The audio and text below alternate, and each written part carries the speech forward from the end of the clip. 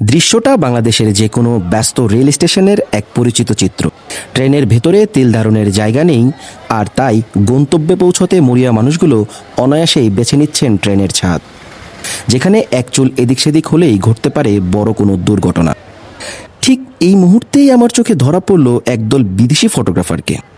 আমাদের কাছে যা প্রতিদিনের অতি সাধারণ এক ঝুঁকিপূর্ণ বাস্তবতা, তাদের ক্যামেরার লেন্সে সেটি যেন হয়ে উঠেছে এক বিস্ময়কর ফ্রেম।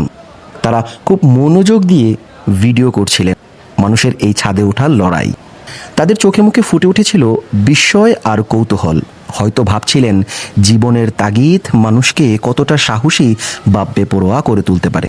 আমার ক্যামেরায় ধরা পড়ল এক অদ্ভুত বৈরিতা। একদিকে একদল মানুষ টিকে থাকা লড়াইয়ে ট্রেনের ছাদে উঠছে, আর অন্য পাশে একদল মানুষ সেই লড়াইকে পৃথিবীর সামনে তুলে ধরতে ভিডিও করছে। বাংলাদেশি রেলওয়ের এই দৃশ্যটা যেমন আমাদের অব্যবস্থাপনার কথা বলে, তেমনি মানুষের অদম্য প্রাণশক্তির গল্পও শোনায়।